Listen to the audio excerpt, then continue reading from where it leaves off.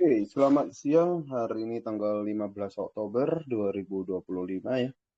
Ada Pak Santoso, selamat siang, selamat bergabung. Di sini saya akan bahas ya. Sebelumnya disclaimer ya, penggunaan trendline, ada yang menggunakan trendline, oke-oke saja, tetapi saya pribadi ya, eh, kembali lagi ini objektif ya. Kalau saya pribadi, preferensi masing-masing saya pribadi sendiri, dulunya awalnya belajar analisa trading ada ya menggunakan trendline, tetapi seiring waktu saya buat sesimpel mungkin dan saya menghapuskan namanya konfirmasi ataupun panduan yang namanya trendline. Nah, contohnya di sini adalah XAU USD di tanggal 13 Oktober lalu ya, 2 hari yang lalu. Di mana ini time frame H4 ya, XAU USD di sudut kiri ya, kita bisa lihat di XAU USD time frame H4, di mana ini adalah trendline going up ya, ataupun bullish.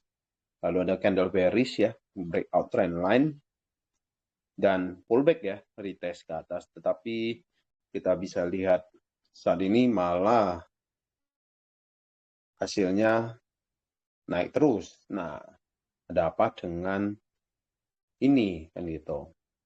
Nah, kalau saya pribadi lihat ini, penurunan ini sebatas adanya news ya. Kalau teman-teman paham pergerakan pasar itu pastinya ada namanya faktor pengaruh dari news.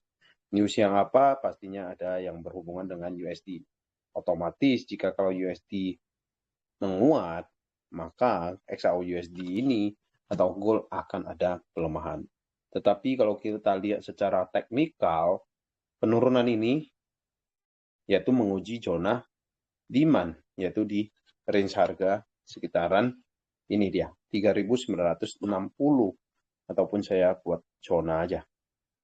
Nah, ini dia, yaitu zona demand yang sebelumnya, yaitu di sekitaran tanggal 7 Oktober ya, sekitaran seminggu yang lalu.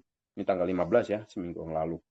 Di mana ada membuat demand ataupun base demand, lalu naik, lalu kembali turun, fill imbalance, tertahan trendline, lalu ada kenaikan, tidak mampu nge-breakout swing high yang di sini, lalu turun drastis. Ini pasti ada faktor news yang membuat USD menguat, otomatis gold turun. Tetapi turunnya ini hanya sebatas menguji zona demand yang di sini ataupun di 3.960. Nah, lalu terjadi penolakan. Terjadi penolakan yang terjadi ataupun kita bisa lihat dari candle yang terbentuk. Nah, ini dia yang saya lingkari. Setelah candle bullish konfirmasi, nampak ya sempat sideways. Ini hari Jumat tanggal 10 ya kemarin. WP sebentar. Nah, sempat sideways dan di hari Seninnya ya, wajar banget hari Jumat Sabtu market pelan ataupun menjelang penutupan pasar. Dan menjelang hari Seninnya, di hari Senin tanggal 13 ya, Monday 13 Oktober, lanjut naik bahkan sampai saat ini. Itu dia. Yaitu secara perspektif dari saya ataupun analisa dari saya itu mengetes kembali ke zona demand. Tetapi kenapa sih dia nge-breakout trendline, gagal di area supply, dan kita lihat lagi di time frame lebih rendah ya. Di sini ada area supply. Kita bisa pindah di time frame lebih rendah. Di time frame H1, iya ada terjadinya penolakan. Saya buat lebih kecil lagi ya zonanya. Terjadinya penolakan, yaitu di mana? Yaitu di sini. Nah, teman-teman bisa lihat dua candle H1, yaitu di tanggal 13 Oktober lalu ya, 2 hari lalu. Di jam 6 pagi, lalu di jam 7 pagi, terjadi penolakan. Tetapi candlenya ini hanya sebatas turun, fill imbalance. Nah, ini dia, imbalance terisi, dan lanjut naik lagi. Itu dia. Apakah supply area ini penting? Jawabannya iya juga. Bagi teman-teman yang suka counter trend, ambil koreksi. Kita tahu tren besar gold saat ini lagi bullishnya. Contohnya, ini di time frame kecil. Dan biasanya saran saya kalau ambil counter trend, ya resikonya kecil saja.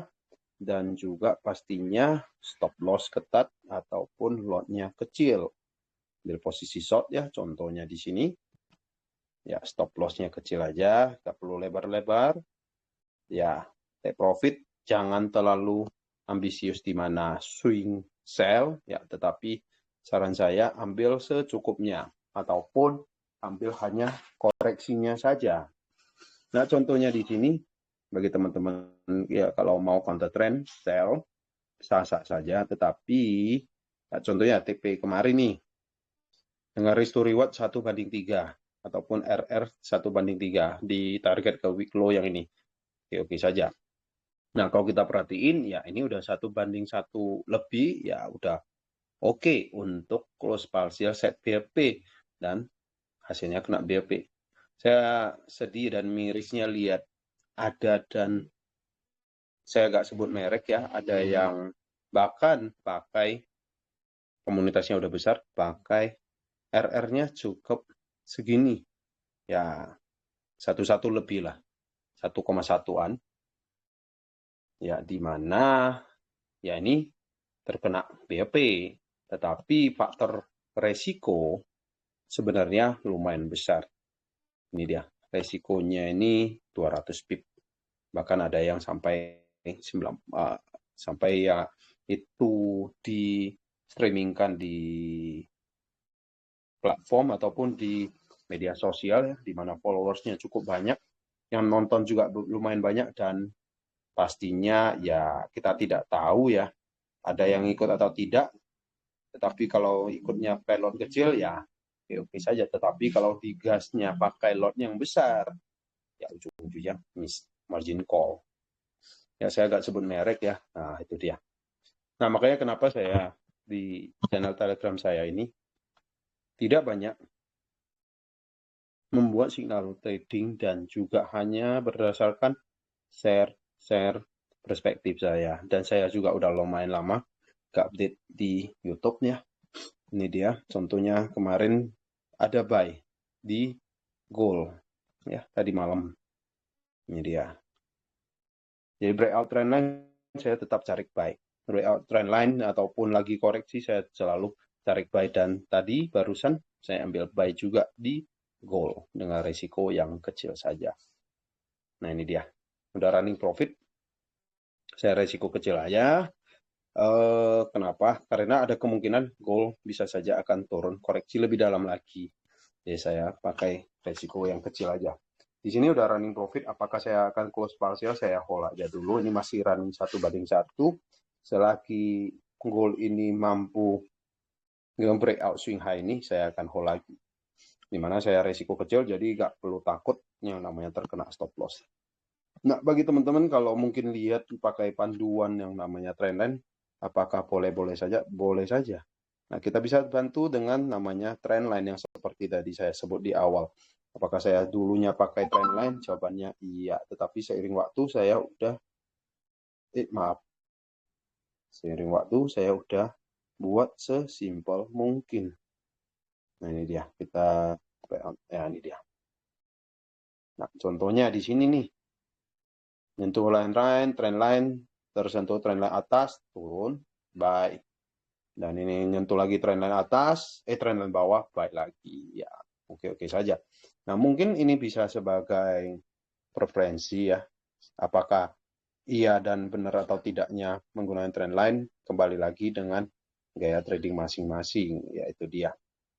Nah, ini sebagai alat bantu doang, ataupun bukan sebagai cara pasti. Kita tahu yang namanya analisa ataupun trading itu tidak ada namanya 100% yang benar atau salah. Semua hanya tentang perspektif kita melihat di market.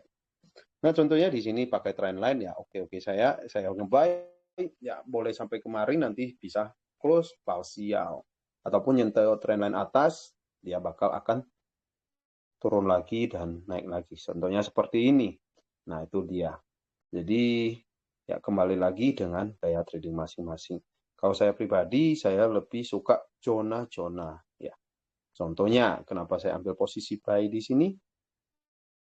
Nah, itu dia. Ini saya hapus dulu. trendline-nya saya hapus juga. Ini bukan signal trading ya. Nah, ini turun koreksi, ya dia konfirmasi reject ya di sini. Dan saya suka sering pakai Fibonacci retracement ataupun retrace itu adalah area koreksi. Ya, ini dia. Saat harga nyentuh area Fibonacci golden retracement di range harga 4170 ataupun 4175 ya. Ya, di situ saya nge-buy dengan target pastinya ya, mau TP open oke, itu dia. Jadi ya. Oke, itu saja untuk pembahasan siang kali ini. Tidak begitu panjang ya, karena saya juga lagi ada aktivitas lain. Jadi, apakah salah iya atau tidaknya pakai trendline, kembali lagi. Boleh teman-teman namanya vote ataupun kaji ulang. Itu dia. Kalau saya pribadi, saya buat sesimpel mungkin saja. Toh hasilnya juga sama, yaitu kita semua pastinya mencari profit di trading. Jadi saran saya selalu menggunakan stop loss ya, SL, dan juga faktor memperhitungkan namanya faktor risiko, dan pastinya jangan FOMO dan juga jangan greedy. Bagi teman-teman jika kalau yang udah terlanjur tidak ada ambil posisi buy, ya saran saya tunggu aja pullback retest dan menggunakan lot yang sesuai dengan margin masing-masing. Oke, itu saja pembahasan kali ini. Semoga bermanfaat. Terima kasih dan selamat siang.